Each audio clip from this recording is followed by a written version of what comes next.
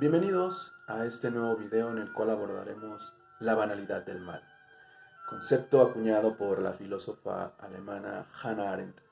Si bien Hannah Arendt no le gustaba ser considerada filósofa, eh, buscaba más que se le catalogara como una teórica política. Sin embargo, la forma de abordar los problemas, la forma de teorizarlos, tiene una raíz filosófica y esto le ha valido el mote de una de las filósofas más importantes del siglo XX. Justamente ella es la que acuña el término banalidad del mal para denominar a un cierto tipo de individuos que han surgido durante la Segunda Guerra Mundial o bien se han dejado ver con mayor claridad durante la Segunda Guerra Mundial. Lo que caracteriza a estos individuos es que han suspendido el juicio moral, es decir, han renunciado a una parte esencialmente humana. Y esto es lo que ha permitido que surgiera el mal radical en tal magnitud como fue durante la Segunda Guerra Mundial y con la persecución hacia el pueblo judío. Y es justamente en este escenario donde se va a desarrollar el tema que vamos a tratar el día de hoy. Hay que recordar que durante la Segunda Guerra Mundial el pueblo judío sufrió persecuciones. Hannah Arendt logra escapar y se refugia en Estados Unidos. Posteriormente encuentra trabajo en el diario The New Yorker. Cuando termina la Segunda Guerra Mundial, varios oficiales nazis van a ser aprendidos y juzgados.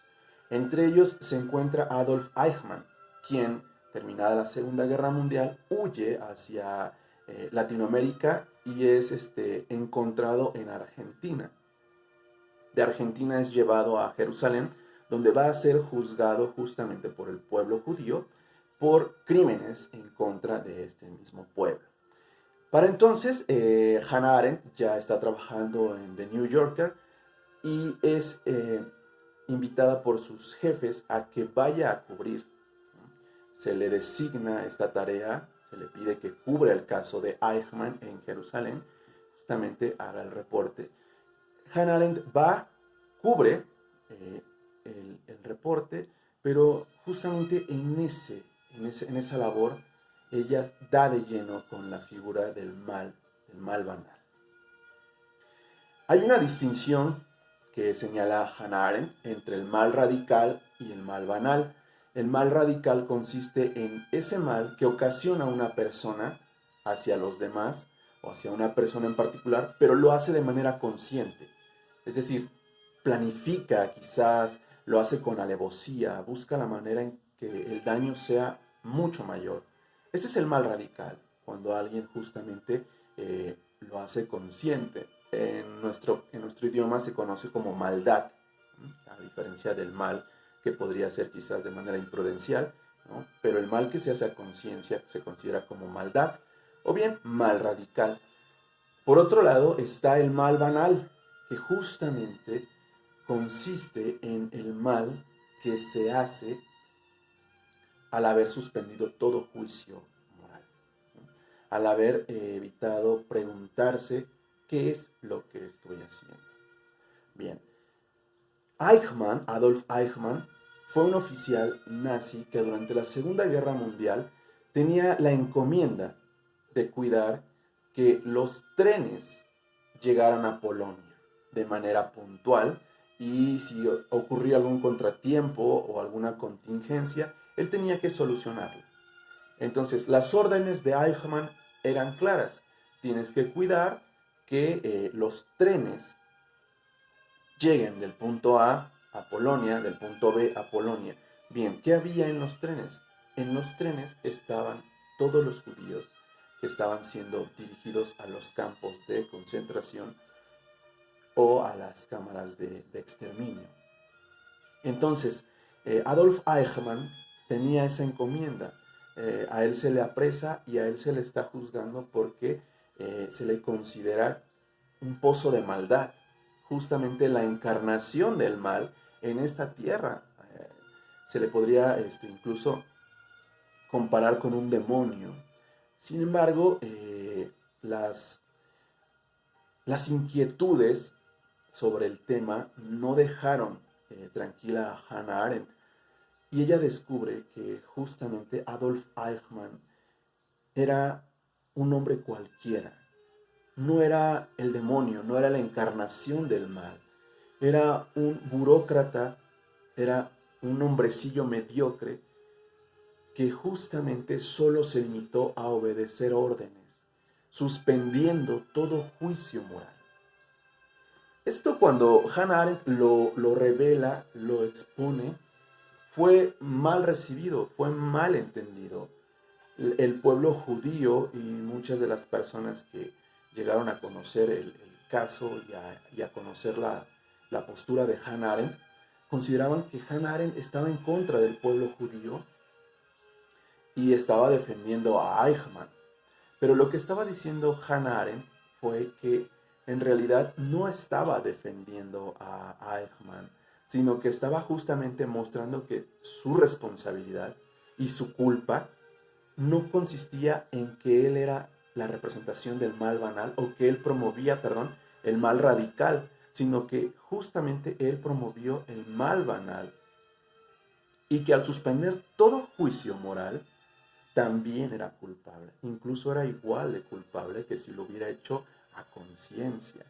Y esto era lo inquietante, que justamente una persona racional, una persona con juicio moral, sea capaz de prescindir de eso y limitarse a obedecer órdenes. Porque Eichmann solo era un engrane dentro de la gran maquinaria que movía el nazismo. Porque no solo era él el que permitió todo este holocausto, ¿no? También estaban los oficiales que se encargaban de custodiar que los trenes llegaran a su destino. Estaban los oficiales que recibían esos trenes, estaban los oficiales que cuidaban los campos de concentración, e incluso, más escandaloso, estaban líderes de los pueblos judíos, de las comunidades judías, implicados, porque a estos líderes se les solicitó en determinados momentos información sobre los integrantes de su comunidad, sobre sus nombres, sus ubicaciones y otro tipo de datos. Y estos representantes cedieron estos datos a oficiales alemanes, que posteriormente iban pasando de mano en mano, de escritorio en escritorio, hasta llegar a Eichmann, y Eichmann se limitaba a seguir órdenes, mandar a apresarlos, ponerlos dentro de los trenes y cuidar justamente que los trenes llegaran a su destino. Entonces, esa cuestión implicó a muchas personas, no solamente a Eichmann, implicó a muchas personas que habían renunciado a el juicio moral. Es decir, jamás se preguntaron, jamás se detuvieron a preguntar si lo que estaban haciendo era correcto o incorrecto moralmente. Se limitaron a obedecer órdenes. Y esto, dice Hannah Arendt, el que un montón, cientos y miles de personas suspendieran el juicio moral, fue lo que permitió la grandeza del mal radical que representó el nazismo. Hannah Arendt decía que Eichmann solo era un hombrecillo mediocre que se limitó a obedecer órdenes, pero que esto no lo eximía de culpa, sino que justamente su culpa y su responsabilidad radicaba en eso precisamente, en que había renunciado a lo que lo hace precisamente humano: el razonamiento, el pensamiento, el juicio moral, el pensar si mis acciones conllevan consecuencias negativas, desastrosas hacia los demás, o si mis acciones no implican un daño a terceros. Esto, como les decía, a muchos no les pareció muy claro. Sin embargo, tiene mucho sentido en el caso de la Segunda Guerra Mundial y en nuestras sociedades actuales, porque justamente podemos nosotros traspolar la tesis de Hannah Arendt a nuestra situación actual y podemos encontrar que justamente tiene mucho sentido. Pero vamos a ver esto un poquito más adelante. Primero vamos a cerrar, vamos a atar cabos en el caso de Adolf Eichmann. Fue encontrado culpable y pues se le condenó a muerte, se le condenó a la horca. Si bien Hannah Arendt pues trató e insistió en decir que las personas fueran capaces de distinguir el tipo de individuo que fue Eichmann, y no solo él, sino todos los que estuvieron, digamos, implicados en el holocausto y en el exterminio del pueblo judío. Eichmann se limitó a obedecer órdenes, hizo un buen trabajo cumpliendo esas órdenes, pero jamás se preguntó si lo que hacía era correcto o incorrecto. Y ahí, dice Hannah Arendt, es donde tenemos que poner énfasis, porque muchas veces esto se presentó a lo largo del exterminio, y esto justamente permitió la llegada del mal banal. Personas que cometen actos, llevan a cabo sus acciones sin detenerse a pensar. Esto no solamente se quedó en la Segunda Guerra Mundial, sino que, digamos, se mantuvo y se mantiene. Entonces, Eichmann es el caso que Hannah Arendt saca a relucir para exponer el tema de la banalidad del mal, ¿no? Que al final es igual de dañino que el mal radical. Esto es lo que quería dejar en claro Hannah Arendt. No es que se exima de responsabilidad o de culpa porque jamás pensó lo que estaba haciendo. Justamente ahí está el mal, ahí está la responsabilidad, en que el ser humano, al que le caracteriza el pensamiento, al que por miles de años se ha considerado el animal racional o el Homo sapiens, o aquel que tiene el pensamiento como elemento esencial o como característica de su naturaleza, como un animal racional, como un Homo sapiens, prescinde del pensamiento, prescinde de la sapiencia. Justamente esto es lo que conlleva una responsabilidad moral grande, enorme, porque no soy solo yo, sino que estoy yo y los demás, y mis acciones tengo que pensar inevitablemente en cómo les afectan. En el momento en que yo suspendo todo juicio moral, esto no me exime de responsabilidades, al contrario, me da responsabilidades, incluso responsabilidades grandes, porque soy responsable de mi propio pensar, soy responsable de mi propio juicio moral, y si yo no lo llevo a cabo, estoy renunciando justamente a lo que me hace humano.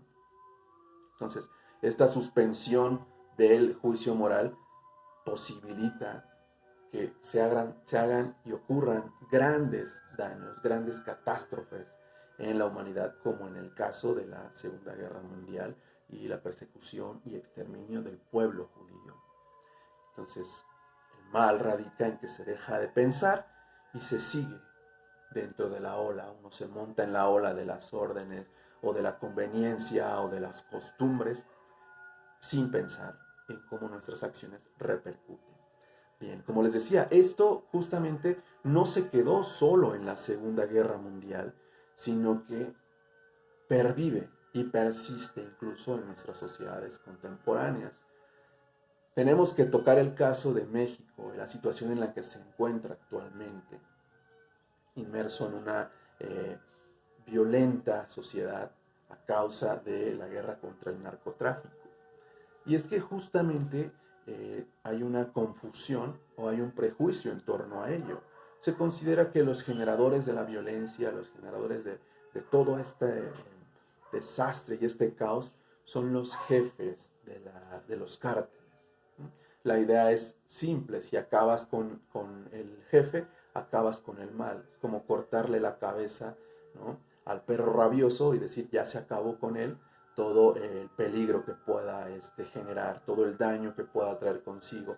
Pero no es así, porque en realidad el cabecilla o el jefe de los cárteles simplemente puede tener este poder porque hay cientos y miles de personas implicadas que han suspendido todo juicio moral. Fue en el caso de la Segunda Guerra Mundial. Hitler triunfó porque hubo cientos y miles de personas que renunciaron a hacer un juicio moral sobre sus acciones. Pues es lo mismo lo que acontece en la sociedad mexicana. Los grandes cárteles de la droga tienen ese poder, tienen toda esa magnificencia, justamente gracias a que hay cientos y miles de personas que sostienen esa maldad. Hay cientos y miles de personas consumidores que no se detienen a pensar que al momento de estar consumiendo drogas, comprándolas, están posibilitando la subvención de estos cárteles. Hay cientos y miles de burócratas que voltean hacia otro lado, que no hacen su trabajo, que no imparten justicia de manera correcta, sino que se limitan a seguir la corriente, se consideran insuficientes, se sumen en su mediocridad y no se detienen a pensar que hacer mal su trabajo, ¿sí?, está dañando a otros. Y hay cientos y miles de personas encargadas de la seguridad, policías municipales, estatales, Guardia Nacional, marinos, etcétera, que reciben órdenes directas de un superior y les dicen no atacar, no intervenir, no detener. ¿Sí? Lo mismo que Eichmann, ¿no? Son oficiales mediocres que se limitan a obedecer y no se detienen a pensar si su acción es correcta o incorrecta. Entonces, entre todos estos cientos, miles de personas que suspenden el juicio moral, es que se posibilita el engrandecimiento, la magnificencia de un mal mucho mayor. Entonces, el mal banal justamente es igual de dañino que el mal radical. Entonces, la idea o la falsa creencia de que la sociedad mexicana está siendo atacada por capos, por cárteles, que son el mal radical y al cual hay que atacar y con ellos se acabaría todo, pues es un error, está errada. Hay que ver detrás todo el mal banal que también acompaña y que, digamos, coadyuva a que la sociedad esté inmersa en un caos. Los cientos y miles de consumidores que no se detienen a pensar en lo que están haciendo, los cientos y miles de oficiales que se encargan de resguardar el orden, que se limitan a no hacer nada por órdenes superiores, ¿sí? Los cientos y miles de burócratas que se encargan de impartir justicia o de que la justicia llegue a todos lados, pero simplemente se limitan a hacer otras cosas porque no pueden pensar, ¿sí?, o no quieren pensar si lo que están haciendo es lo correcto o lo incorrecto. Entonces, si traspolamos la tesis de Hannah Arendt a nuestras sociedades, podemos darnos cuenta que muchas de las personas, ¿sí?, una gran mayoría de las personas está incurriendo en un mal banal, no en un mal radical, pero esto no significa que sean menos responsables, menos culpables de que la sociedad, ellos, su familia, su comunidad, esté inmersa en caos. La suspensión de un juicio moral, claro que conlleva una responsabilidad, y una responsabilidad enorme.